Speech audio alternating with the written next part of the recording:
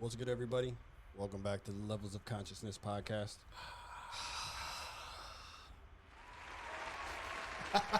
We actually got sound effects now. We got DJ A-Robb in the building. Oh, yeah. Again.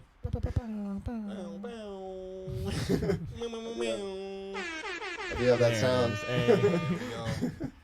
Shout out to All Circles Media for hosting us, allowing us to be in this beautiful studio space. We got Chase the Apex, Mr. Jan Almasy in the building as well. What's up, y'all? Oh, yeah. Today we're just going to focus more a little bit on just kind of music and how music has transformed us, has transpired in our lives. I think we all here have spent time in music in some capacity. For me, I'm a drummer by nature, so high school marching band, battle of the bands competitions, have my own personal bands, so a lot of studio work. One point in time I was pursuing music productions, so I was trying to get on the other side of the house, the capturing of music, the mixing, the mastering, the recording. Jan, your perspective on music and your encounters with music. So I started taking piano lessons when I was about 4 or 5 years old. Then I also was in band in high school for 3 years. I did that while I played football. Played tuba, played percussion, so I got timpani and xylophone and all of that type of stuff. Then in concert band I played bass, clarinet, and bassoon. Bassoon, dude. Bassoon, that was a random one. That's a deep cut. Yeah. My entire family's always been musical. My mom plays sax. My sister plays clarinet. My little brother is obviously Sam. 3:30 a.m. He's now a college graduated producer. And then I sang a cappella. So when I was in high school, I auditioned for something called the Sound of South, which was like a 12-person a cappella group at our high school. Got into it. And then sang all the way through college. Was on scholarship at Walsh. Were you part of any a cappella groups that had like a funny a cappella name? No, ours was just Sound of South. Yeah, I feel like every a cappella group has like some sort of like pun in it. Yeah, yeah. There's definitely those groups for sure. Yeah. And then, really, I mean, after sanctioned, music, college choirs, a cappella groups, other stuff that was done by educational institutions and everything. At this point, really, all I do is sing at open mic nights, play guitar. I just wrote a rap. Do some background vocals. Do some background vocals, yeah. All the peeps in the I was just studio. Tyler wants me to throw some background vocals on a new track that he's dropping, so I'm kind of getting back into that space. But I've been involved with music for as long as I can remember. My 2 main instruments now are, well, I guess my 3 would be my voice because I consider that an instrument. Guitar and piano. As you should, from the voice standpoint. Yeah, for sure. As an instrument. Yeah, you have to treat it like one. Yeah. Got to practice, and I tell the guys here all the time. They're like, "How do I get better at singing the riffs that you do?" And I'm like, "Go to YouTube, type in me mo, and sing scales." Yeah. Every day. Just practice. Yeah, it's just practice. Get those reps in. Who are you, A-Robb? Me, so I joined band. I wanted to do drums. We had way too many drummers, so they were like, "What instruments you got?" And I was like, "None." And I went home and I asked my mom. She was like, "I got your dad's old cornet, which is a trumpet, but slightly different for some reason." Yeah. So I played this nasty cornet throughout middle school, and I hated it. I was like third chair, or third to last chair, not third chair. I just played man, it. why are you upset with being a third chair? I played it reluctantly. And the whole time I was like, man, I wish I could have trumped. What the? Come on. Right. But cornet's the trumpet's ugly step. yeah, basically, yeah. It's the redheaded stepchild, which I also am. One. Every time someone says redheaded stepchild, I'm always like, why you gotta hate against us? Oh my gosh, yeah.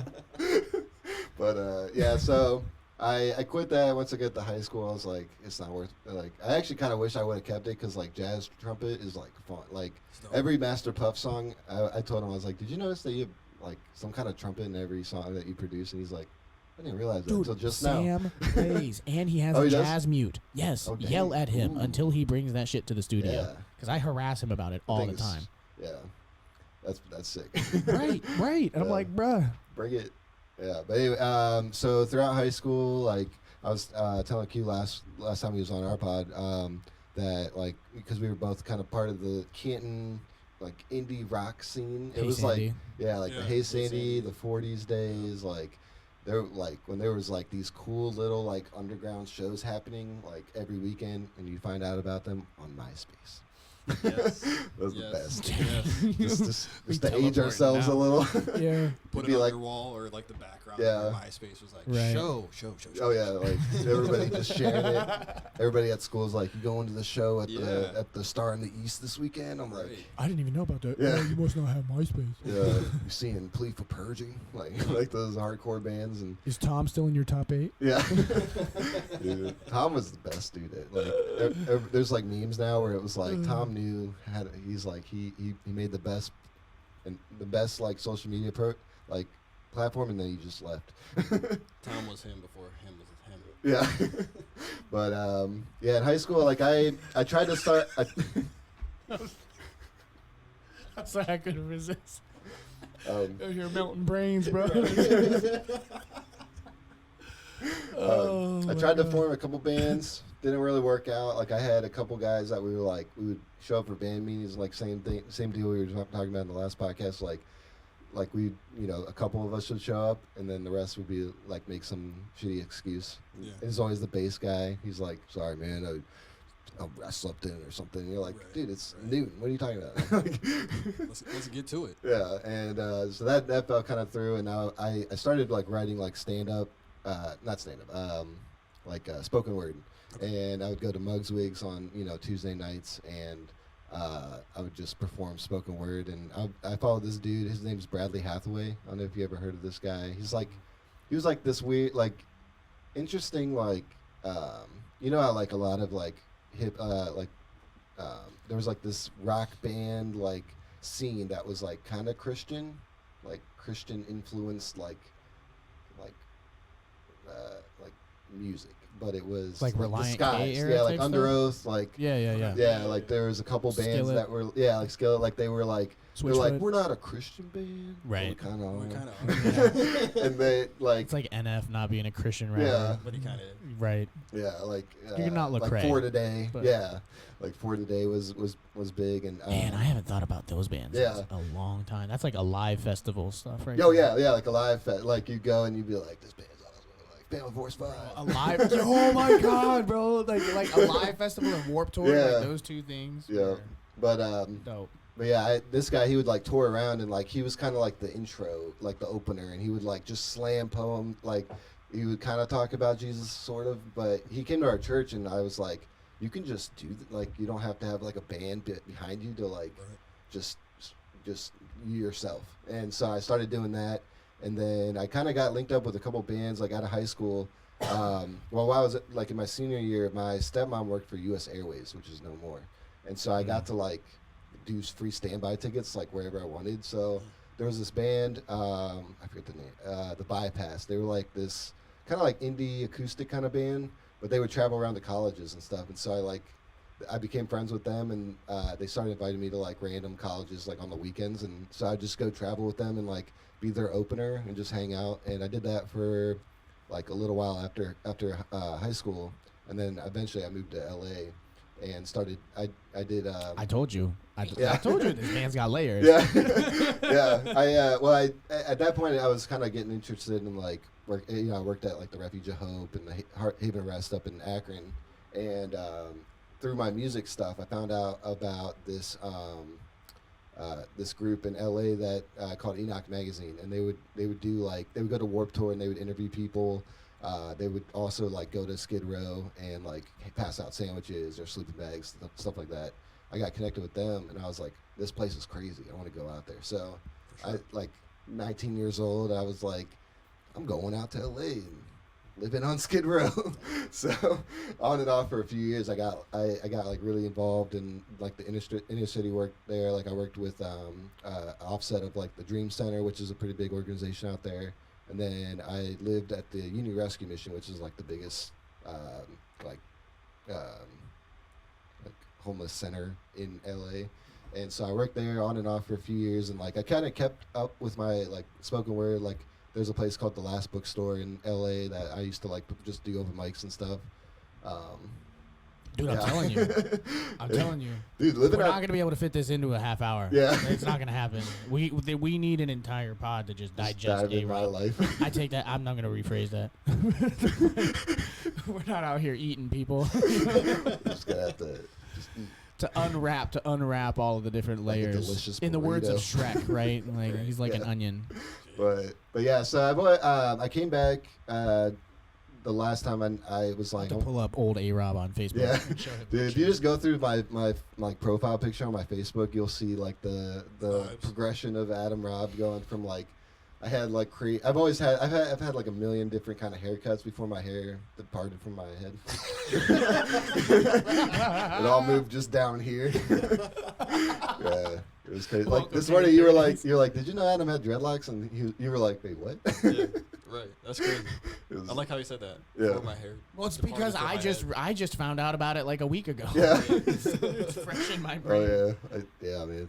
Anyway, but yeah, so I moved back here, and I was like, I'm gonna actually like make like a hip hop like mixtape. So, you know, I put some beats together. I had my friend Spencer like record me in his house studio, and I put that out on like Noise Trade and like Bandcamp, and a bunch of people. Like I had at one point I had like 500 something people downloading this thing. I was like, oh, this is kind of sweet, and I was performing it around here, and then I kind of, you know, I started working at a church, and so that kind of took the back burner. Yeah. And then me and my friend Jesse decided to make an album about California. So I made this like album about a guy getting off a bus from jail on Skid Row, which they would just have this bus pull up at like 2 a.m. And like if you didn't have a place to go, they're like, here's a bed ticket. Yep. Good luck. And Get off. yeah, and like it kind of like followed my story of like how I had left California, but it was also going through like you know how hard it is to be in recovery while your drug dealer is like outside the door, you know. So it was kind of like a bunch of different stories from people that I met and, you know, became friends with on Skid Row, and I just kind of compiled it into this narrative. And so that's kind of that was my last project. And oh yeah. Hey. Legend. Which one is Hey. it? Oh yeah. It's all the vibes. That was, oh man. That's crazy. I look crazy back. Yeah, man. I think. Him on a unicycle. This is the picture. Oh, that yeah. we got shown. Hey, this is why. Yeah, dude. Shout out to Ducky. Oh, yeah. Andy Boris. He's my doppelganger. Yeah, that's what I'm gonna say. I see the resemblance. Family ties. We get confused for each other on like like it used to be like a And then like look a at weekly that basis. class and sophistication. Oh yeah. Yeah. What's that? Yeah. Just wearing the little Scottish hat. Oh yeah. That was like this is Part my of the Peaky Blinders. Right, Yeah. exactly. Yeah, go from Rasta to Peaky. yeah. Go Now I for got- the Bob I'm Marley there. I'm going gonna shank you with my Yeah. Oh dude, that show was great. Yeah. The Peaky Blinders. But Netflix yeah, show. and then That album is actually pretty dope. I've listened to some of the tracks. He's played that at the studio before. And that album's pretty dope. Yeah, yeah, and then and then the last few years, like you know, I've been DJing for about 6 years, and in the course of that, I've kind of gotten like through various friends, I've gotten kind of integrated into this like hip hop community in Canton, Akron, that like wasn't really here back, like, you know, like it was mostly like underground rock bands and stuff, and like I feel like now like there's been this like resurgence of hip hop in Canton, Akron area, and I just kind of like found myself in it, and I was like, at first I had gotten a camera like a few years before I started building this thing, and I was like, I want to make like a music video, and I always like Cole Bennett and Lyrical Lemonade, and I was like, I want to get to that. I was like, maybe I can be that guy in Canton, just making music videos, and so I just started like doing them and like slightly getting better each time, and then we kind of started. I had an office just to kind of put all of our equipment for DJing, and we had all this extra room, and I was like, I'm gonna start a podcast, and I bought this crazy table That's heavy as shit. This table's a pain in the ass. Yeah, and it's like a pool table and ping pong table too. Originally, when we originally came here, he wanted the podcast studio to be in the co-working office down at the end of the hall. It wouldn't fit. It would not. around the it would corner. not go. Like me and him spent like however many hours, and then my little brother is an asshole, right? And he was like, "Well, did you try different angles?" I was like, No, we didn't. No, we should have thought. Yeah. No shit. You know, and I'm like, if me and Adam can't figure out how to get this table around a corner, it's not going around that corner. Like, so this room actually worked out a lot better. Yeah, I like it in here. But I think all the natural light is a lot better in here. And more windows. Yeah. But yeah, so I kind of built, like, I started getting people in the circle. That's why, and then all circles, that's kind of where it came from. And actually, that was going to be I was kind of formed, like, with my last album. It was just my name, but it became, like, almost like a band. And so I was like, what are we going to name this band? Like, it's just A-Robb and should I do, like, A-Robb and the something-somethings? I don't know. And I had thought of All Circles because of Me Without You, actually. They have a song called All Circles. And I was like, we should call the band All Circles. And then I got married and I moved up to Kent, and we just all went our separate ways.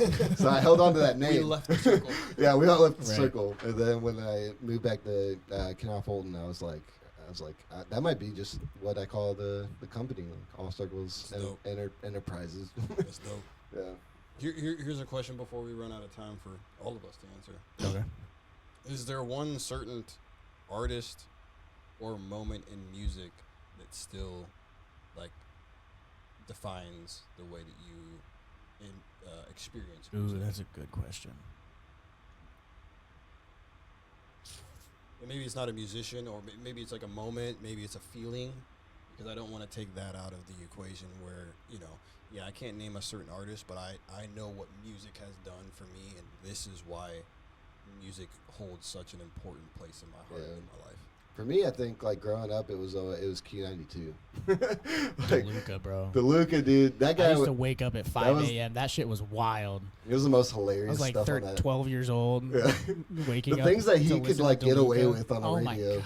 Yeah, I know. There was one girl that I Him remember. and Bob and Tom were always wildin'. Yeah. And I eventually became friends with Nicolina, the Midnight Diva. And, like, she's helped us. The Mo Show was another one in the Mo Show was dope, yeah. But, like, I remember I got I used to have one of those dollar store, like, radios that, like, you could just, like, I never wanted to go to bed early, so I just, like, stay up and just listen to it while I was, like, trying to fall asleep. And, like, there was, just I learned a lot of, like, my musical taste, just, like, just listen to the radio. And then I would, like, I would just, like, rap, like, songs during the day, and everybody was like, look at this redheaded kid. He's like, the bars. Yeah, and, like, it was funny. But I was telling him, like, the dynamic of going to McKinley was, like, I was really involved in, like, the hip hop circles at our school, but then also, like, the underground, like, indie rock, like, circles too. Chameleon. So I was able to, like, kind of be present in both of those worlds, and that really, like, I feel like defined. Like, I think that's good for people to hear, because it's possible to do both. Oh, yeah. Like, you don't have to be so tribal and, like, attach yourself to one thing. Yeah, like, and I think, like, float between interests. Like, artists like Juice WRLD and, like, Trippie Redd and stuff, like, they've kind of, like, melded the two in, like, a cool way that, it's cool that, like, Trippie Redd went to McKinley. Like, I think he was a freshman when I graduated, which is kind of crazy to think about. Right. Yeah. Jan? I'm going to preface my answer by saying input equals output. That's the context for my answer. Music, I think, for me, has been the easiest way to shift my mindset quickly throughout my entire life. If like I was just saying in the last episode that we recorded, when I'm in the gym, I use music to put me in a specific headspace to go hard. Yeah. When I'm not at the gym, I listen to Beethoven, to put me in a specific headspace. When I'm feeling nostalgic or I'm missing somebody, I'll listen to a piece of music that reminds me of a memory of them. When I just need to get away for 3 minutes, I'll close my eyes and listen to a song. So for me, I think music probably by the nature of, like we were talking earlier, just how early it was put into my life. Yeah. It's just a part of my DNA. So, a key moment that I can picture, like an artist or like a specific type of sound, is NF. In my like journey towards winning a Golden Gloves in Cleveland. His Perception album and his album Mansion were very relevant at that time of life. Like, I could really relate to those albums. I felt like very trapped in my head. There was a lot of fear. There was a lot of anxiety. For those of you that have never listened to NF, he like builds these personas of different emotions and then battles them in his albums. And Mansion is him trying to escape like a history of like self-deprecating mental abuse. And him like not believing in himself and all this other kind of stuff. And I used to listen to him all the time while I was training. And now I still, like, if I'm feeling down on myself and I'm feeling like I don't want to put in the effort, I'll go back and listen to that album, and it reignites a fire that I felt when I was It's cool that there 22. are some albums that, like, define eras of your life. Yeah, dude, that like, was 22, so 23 was that was NF, man. Perception and Mansion. Yeah, Or no, Therapy Session and Mansion. Sorry, those are the two albums. Perception came third. Yeah. Because there are albums in my life where, like, for seasons, like, a lot of times, like, if there's an album like Kendrick Lamar's last album that he put out, I like been sitting with it, and like each new like listen, I get more and more from the music, and I kind of like, especially anytime there's like a new music video, or like when he was on SNL, like the performances that he did was so cool. I like watched those like videos like over and over again. Yeah, just, absolutely. Yeah, just him using the shadows in a room and and a little tiny fan moving. It was like, it was crazy. The truth, man. Yeah, for sure. That's a good answer, man. Yeah. Q, you asked the question. Yeah. Can't avoid answering it yourself. Of course not. I like what you said because, because growing up in Jackson, growing up in a white house, growing up with a bunch of white friends, there's like Nirvana, Metallica, and Sublime. Oh, there you My go. brothers are 43 and 47. Mm. So like that's like their heyday. They're teenagers, and I'm like barely out here. Yeah. So like, the Nevermind album, Nirvana, like I used to, listen to that all the time, or the MTV acoustic session. And Oh my just gosh. listen to that. Oh, yeah. I used to listen to that like going to sleep, and then His performance of Where Did You Sleep Last Night on So good. MTV. Oh, My yeah. gosh. so good. So good. And then, that kind of transformed into when I started getting around my cousin, it was more Eminem, 3-6 Mafia, just like Limp Bizkit, Yeah. a little bit of Disturbed, which Dang, that's Yeah. wide variety. Yeah. 32 today, so this is where like some of the history comes in. And then there was a moment in time where it's like Linkin Park, Yeah. and Yes. like there's like this mesh of hip hop and Like rock Gorillaz. music. Yeah, and then Yeah. What is it? What did they do? Wasn't it them and Jay-Z? Yeah, it was Numb. Oh, I think. Yeah. Encore and Numb, or whatever Yeah, that's what it was. called. Encore. That was the Yeah. name of the album. Yeah, there was them and Jay-Z on a collab. Yeah. And then by the time I hit high school, it was, with soccer being prevalent, and so there's like some Disturbed, there's some Slipknot for like pregame stuff. Then you have Lupe Fiasco and like Kick Push and the Cool, like that was huge. Kanye, 808 and Heartbreaks, and like him pushing the envelope with like auto tune. Yeah. You have 50 Cent and like the rise of G Unit. Ludacris is still heavily in rotation and involved. Eminem is, arguably controlling the hip hop game at that point. Yeah. And then, For sure. by 2007, 2008, 2009, that's like senior year of high school. There's Drake. And, for me, I always had a hard time Young Money, Drake. Yeah, I always had a hard time with Drake. I don't know why.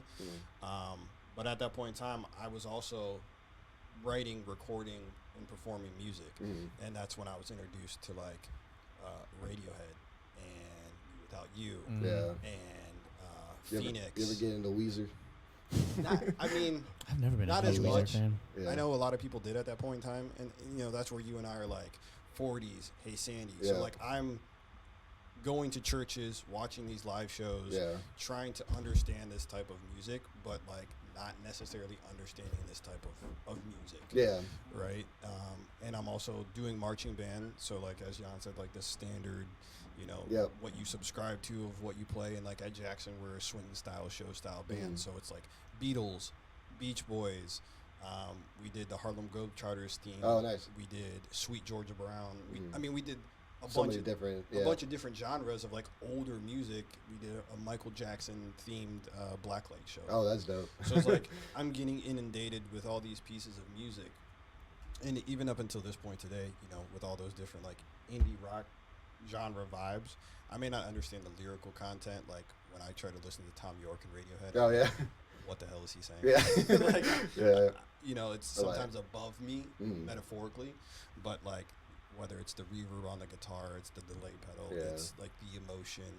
I like to consider myself a groove drummer, so like if I can hear groove that makes my head nod along with a bass line, like when it comes to indie music, I can generally vibe to it. If it's a little bit more like atmospheric, less of a pocket, more of a pocket created by melodic instruments. Yeah. Sometimes I struggle just because I'm like, I don't play You're like, anything where's melodic. Where's Exactly. the beat here? Exactly. I would say Gym Class Heroes. I don't know Oh if you yeah, ever, like Gym Class. Travie McCoy. Like that was the first major show that I went to up at Ohio Wesleyan. Oh, there you performed in, go. Like their field house. Yeah. And that was like super cool because that was like really a mesh of rock and like hip hop Yeah. at that time. And again, I know people will be like, well, didn't you listen to the Roots Crew, the legendary Roots? Yeah. Like, didn't you listen to, you know, Tribe Called Quest or some of those things? But like, I wasn't surrounded with people that were deep into that. pumping that type of like deeper hip hop lining. Like I was just trying to find my way. Nowadays, you know, I will put some country in rotation because of my wife. It's more like bro country, pop country. It's not like you're like George Straits. Oh yeah. But I've kind of like grown to appreciate country. Like I was never like big into country until I started like doing weddings. Yeah. My first wedding was like a heavy country wedding. I was struggling, man. I was like top 40 country songs. I don't know, like because it's either a super sad slow song or it's like a line dance kind of vibe. And then and then now like with new stuff, there's kind of like a good mix.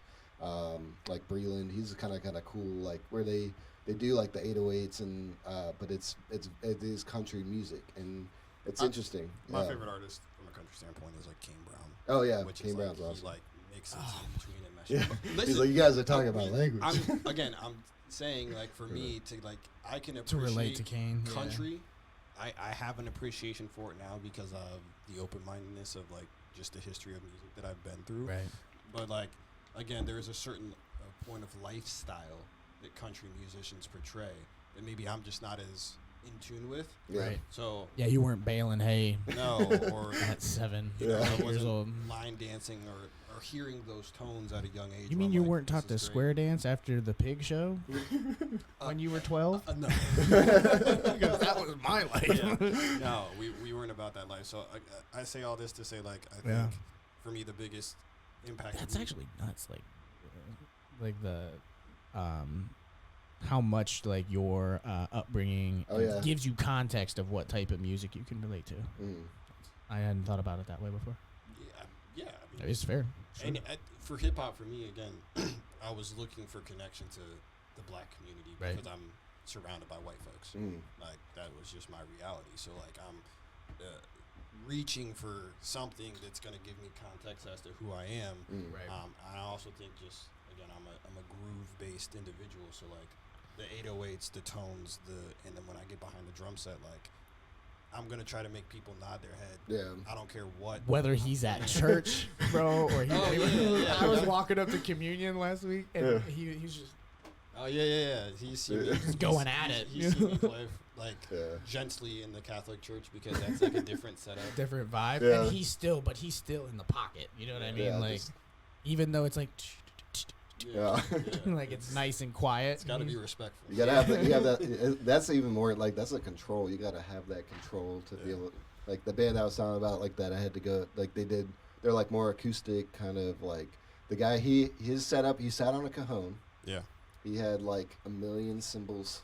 Okay. And he played mostly with like a brush and like just like using that for like the snare, and like he was like amazing. cajon And, like was he would cool. use the cajon with the brush. Like it was cool. Like it was pretty dope how he operated. But it was very like soft, but it was good. Never used one, but those are pretty dope for like acoustic shows. Yeah. To not like need a full kit or like an electric kit or Yeah. like just congas or bongos, whatever you want to call them. Like to have a cajon that can manipulate a lot of different textures of drums. It's pretty dope. So I know all three of us know what a cajon is. We should So probably explain that to the audience because like I a- feel like that's a word that not everybody Yeah. hears a all the time. cajon is a very nicely tuned box. Yeah. That's probably what like That's Yeah, probably the best way It's to like the describe size it, of like actually. a small stool. Like you can sit Yep. sit on it and you play like the you tap lower. It has like guitar strings that are like up against the front of the box, I guess you would say. Yeah. And there's either like a hole in the back where you can like put the microphone in if you're like micing it. But it's you hit the top. You can either slap it or Yeah. knuckles, whatever, and it has more of a snare sound. Hit lower, more of the bass, and it's pretty simple. It's a simple instrument. It's a very brilliant concept. Yeah. And, you know, I've seen people from a drummer standpoint. They'll use like their bass pedal. Mhm. They'll almost play it like a kid. Oh, at yeah. times as well. Yeah, Are it's pretty. you gonna make you late for a meeting? I'm late. As it Okay. is. Yeah. Well, we apologize. Oh, it's all good. I'm just rocking. Yeah. But it's just it's a team meeting. So Oh, okay. like I had one of my other employees text me and say that he was going to be 15 minutes late, so I still Oh. got 5 minutes. Oh, there you go. All right. Yeah. Now Hey, I appreciate it. Yeah, I understand. Oh, yeah. But yeah, you know, again, I know we're just having general conversation about music, but I think, you know, again, I hope for anybody listening that, you know, this is an opportunity for you to remember that music is such an important part of our lives, and Mhm. the creative arts is something that needs to, you know, I would say that needs to be respected more and more. I think, you know, as we move deeper and deeper into the 21st century and beyond, at times, you know, I know at schools they have like the STEAM program instead of STEM, it's STEAM Yeah. because they're trying to re-engage the arts, and it's just keeping that perspective that art is something that we all need. Whether that's paintings, whether that is visual, digital, music, I don't care what it is. It's something that all of us can point to at a point in time in our lives that like somebody had this brilliant paint stroke of something Yep. that spoke into our hearts, that solidified a memory, that was a soundtrack to our life. You know, shout out to Cuddy because Yep. he was a soundtrack to our lives Hey, at there you one go. point in time. Hey. You know what Cleveland I legend. mean? So, you know, I hope anybody that's a parent that's listening, if you have a son or daughter that is very engaged with arts, you know, please make sure you allow them Encourage to it. explore Yeah. that. Yeah. You know, don't squander Foster that, don't that squash creativity. that, because we, even in the most hustle and bustle of moments, even your ER doctors that save people's lives, even the president, Yeah. we all reflect and turn to art to take us away from whatever reality or help us, you know, See get, deeper into reality. yeah, get Man, pumped to up be to real, work out yeah. or whatever. Something that'd be maybe a good idea for a future episode is like how the effects of like these new AI like GPT and stuff, like how that will incorporate into our lives. Because I've watched a bunch of videos recently where it was like with the people using art, like they're like you can just type in like make me a Basquiat style painting for We were just talking about yeah, that. Yeah, like we were. there's Yeah. there's a lot that's like who owns like I Mhm. watched a video on like who owns that copyright. Like if you put into a AI generator like make me a Basquiat painting of a tree of a guy like building a house, like whatever that creates, like it's gonna be interesting to see how that fleshes out, because at the end of the video they're like we really don't know what's gonna happen, and Right. it's kind of an interesting like evolution of what art and how like societies like functions. 100%. Just ended the last podcast and Yeah. listen to what we were talking about, because we literally just Talked about That's that. crazy. talked about it Yeah. a little bit. Yeah. Like, kind Start. I mean, that's going to be a can of worms that we're going to have to talk Yeah. about for months Oh yeah. to digest. Yeah. But For sure. Well, yeah, again, thank you all if you're riding along with us. We appreciate you listening. Again, thank you, A-Robb, for hosting us, having us Yeah, up in this space and being a part of the process. Jan, as always, we appreciate you being here. and happy birthday, Q. Happy Thank you, birthday. man. We out. So-